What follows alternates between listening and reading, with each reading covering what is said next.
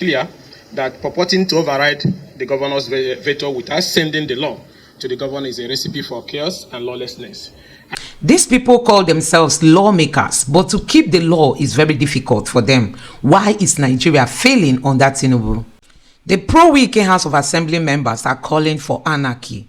These men want to see Rivers State collapse. They keep overriding Fubara every time. Another chaos in Rivers is happening. Take a look at this. This is the second time the state lawmakers will override Governor Fubara's assent on bills.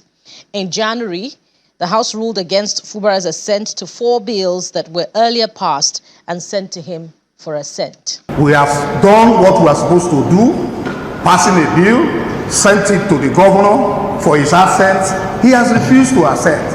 And the Constitution gives us the power to bring it back to this house and deliberate on it again and pass it. The procedure is that we go ahead and do that which we have sworn to do, which is our job, and override His Excellency the Governor of Rivers State and make this a law. We also have inherent rights as given to us by our rules and by other extant laws to invoke the spirit and letters of this Constitution. And therefore, I urge my colleagues, because the way all of us are here this morning, we are saying the same thing. These amendments So guys, a whole lot is happening in Rivers State, and the governor appears to be powerless every day. I mean, the rate at which they are stripping him of his power is occurring at a very high speed, and nobody is saying anything about this. How can Wike be in charge of the FCT and at the same time he's destabilizing Rivers State? This is the development that is coming up from Rivers State this evening. We are a group of young men who call themselves lawmakers. Why I use that word is because, going by the provision of the Constitution, both Section 109, their seat has become vacant a long time ago. Because if you go by the provision of Section 109, that once you cross carpet from the party upon which you were elected, and there's no division in that political party, that seat automatically becomes vacant. And it's so painful that because they joined the ruling party APC, this provision have not been enforced, and they are being used as a tool to continue to weaken the party, the government in Rivers State. So it's on that note that the development today, where they said they have override the assent of the governor and have vetoed and passed the reforms, the local government reforms, is unacceptable to us in the opposition. Actually, what is happening in Rivers right now is people are trying to lay the foundation for political crisis and violence that will engulf that state. There is no basis for one to justify that local government chairmen that their tenure is about to expire in a matter of weeks, that you can make a law that will extend their tenure. Such tenure extension is something that can lead to anarchy, is unacceptable and cannot be enforced. And also to go further to also make changes to the local government commission is also unacceptable. And that is why we called you here today, to make it clear that purporting to override the governor's veto without sending the law to the governor is a recipe for chaos and lawlessness. And if you go by the provision of Section 104, before a law can be assented to or vetoed, it must be sent to the governor. And this law was not even sent to the governor. So how did they arrive at vetoing him this evening? Now, and also important, there's something I want to say, that the tenure extension for Rivers State local government chairman is legislative rascality and a coup against democracy that is dead on arrival. And that plan to extend it will be unacceptable, not just only to the PDP, but to all of us of democracy, because you cannot change the goalposts in the middle of the game. This purported amendment of sections of the law number 5 of 2018, extending the tenure of elected local government chairman in Rivers State by the Martin Amwe will have led House of Assembly, which by force of law is not existing, has come under fire from us in the opposition, and we are calling on the president to intervene. Going by the peace accord he initiated, people want to sabotage that peace accord, and that is why they are throwing up all these development that will lead to anarchy. This purported override of the governor's veto by the House of Assembly few hours ago, claiming to have amended the law, is a recipe for chaos and breakdown of law and order, and start condemned.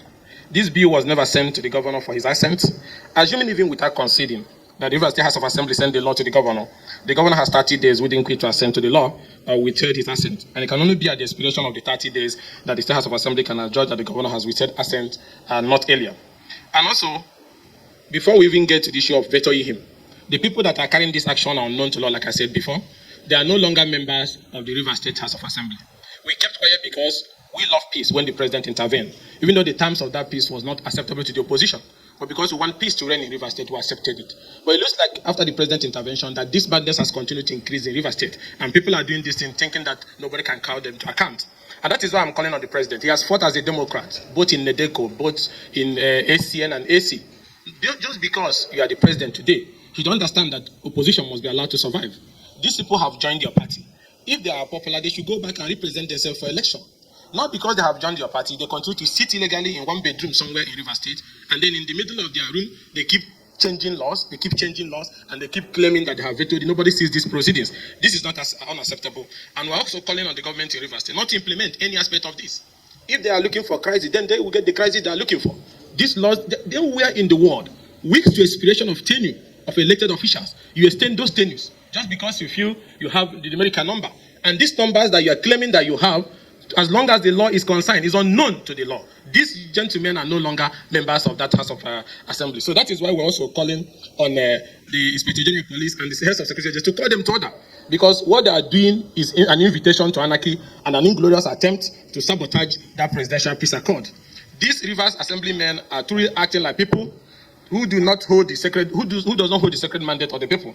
They should have known that this plot is a deliberate invitation to anarchy, an inglorious attempt to sabotage the presidential peace accord. So that's why we're calling on the president to call his party men, because they are now his party men, to order to avert a total breakdown of law and order in Rivers State. Because breakdown of law and order in Rivers State is imminent, going by the rascality of these men who are no longer legitimate members of an elected state assembly. And also the opposition is also calling on the remaining few members of the Rivers State House of Assembly who are now statutory members of the House of Assembly and who has formed the quorum going by law because of the vacancy in this seat to immediately take control of leadership of the Rivers State House of Assembly by electing a replacement speaker that will take over from the outgone speaker, Right Honorable Edison Ehi. We are going to support them. We'll give them all the necessary support because as long as the law is concerned, these gentlemen are known to the law. So if it is only 3 or 4 people that is left in that state assembly, they should do the needful, which is to announce a new speaker that should take leadership of that House of Assembly. And also to inform urge the governor, on no account should you allow local government chairmen whose tenure are going to expire in the coming few weeks to spend extra second or minutes in office. They are known to law. Even if election cannot hold there's necessary provision under the law to take care of that before election hold. But on no account can one man or a group of 20-something individuals sit down, change the law, few weeks to the expiration of the tenure of these officers, and then extend their tenure. That is judicial rascality. Just imagine somebody extending the tenure of the president or the governor. That will also be unacceptable. So it's on that ground that we are rejecting this and alerting Nigerians that there's a plot to break down law and order in Rivers State by carrying on this legislative impunity by these former members of the Rivers State House of Assembly. And also, we're also calling on INEC Chairman, Professor Mahmoud Yakub, to fulfill those provisions of Section 109 or thereabout, which gives him power to conduct election. There have been letters written to him to conduct election in those vacant seats, which was written by the acting speaker then, Edison Ehi. So we're calling on INEC to move immediately and conduct by-elections. So in those seats in Rivers State House of Assembly that have been declared vacant by virtue of cross-carpeting those gentlemen to All Progressive Congress Party. And then lastly, which is also very important, is to also voice our rejection to the move to establish the state police. Let's make one thing clear, that we are looking for a solution to some of our national problems cannot lead us to bigger problems. There's one thing that is very important that must be done. If governors cannot manage or allow local government system of administration to work, can you trust these gentlemen with an army, with a police force? And these are some of them have not even paid 18,000 or 20,000 minimum wage. So they're not going to pay police force. Why do they suddenly want a police force? Because most of them are going to use it for ulterior political purposes. So because everybody is scrambling, looking for ways to solve key national security challenges, should not throw us into something that will throw us into a state of lawlessness and anarchy. And more importantly, how did we get to insecurity? If the local government system was functioning and their money was going directly to them, would there have been need for bandits to take the forest without the local government chairman handling it? All these insecurities and all this economic problem, the markets that have been born, the markets that are not functioning, local government would have fixed it. Those communities that don't have water, local government would have fixed it. Those teachers in primary school that were not being paid, local government would have fixed it. Those teachers that are no longer training our children who are turning into bandits would have been functioning if local government was also functioning. So everybody will agree that the reason why they are disconnecting governance today is that the rural system of administration have been captured by a group of people that were elected as governors. And that has thrown Nigeria into economic crisis, into security crisis, and into all sort of crisis. So if they are honest and serious, the first thing that needs to be done is for these governors to support the ongoing amendment we are bringing to the constitution to allow local government to be democratically elected, to be autonomous, and receive their money fully. The state is supposed to be sending money to the local government as a support. So if these men cannot be trusted to allow another arm of government to function, are you going to trust these men with police force of their own? Have you seen what some of them have done with the federal police? The way they change commissioners of police who do not do their duty. The way they carry armored personnel carriers during the election to arrest their opponents. The same way they charge people for terrorism charges left, right, and center. With all due respect, these governors has contributed greatly to the problem that is facing Nigeria today. And that is why I said their priority should not be the issue of state police. Release the money of the local government. Release the autonomy of the local government. Allow the state houses of assemblies in your area to function very effectively. Governance will be increased at the local area. Economic activities will come back. Insecurity will go away. We're not talking about shooting and killing and stopping insecurity. But what about the remote, the thing that causes the insecurity, which is poverty, which is that our children do not go to the primary school again, it doesn't work, which is that we don't have the health centers working again, we don't have money, our traders do not have access to loan and so on and so forth, our petty traders. Let us restore the local government system of administration. Everywhere you go in the world, you go to London, it's municipal that run the train station, that run the tax system, you go to Dubai, the same thing. But we come to our own, everything has been captured. You now have to go to the state for fertilizer, you go to the state for seedlings, you go to the state for solar light. These are no responsibility of state or neither federal government. So we must restore the local government system of administration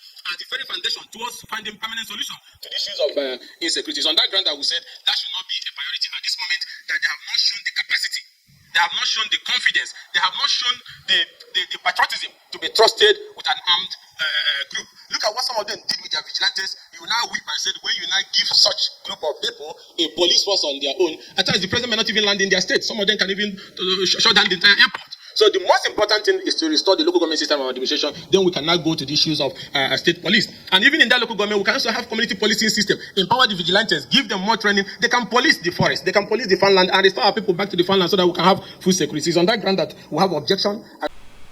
So guys, you have seen it for yourself. Honestly, Wike has to be called to order, and things are not looking good for Fubara at all. Things are not looking good. You could wake up one day to hear that these people have impeached Fubara and they want to remove Fubara and nobody will talk. I mean, the politicians in Nigeria, nobody is picking up about what is happening. You know, the rascality that is going on in that state, the rule of law does not apply. These people call themselves lawmakers, but to keep the law is very difficult. Why is Nigeria failing? Why is all this happening under the leadership of Tinubu? Anyway, when you get to office through unjustful means, that is how everything is going to be following. I mean, more things are going to be following that path, and that is just why we are seeing all this. The president had no power, no guts, no, to challenge some of the things happening in Nigeria, because he knows how he got into power.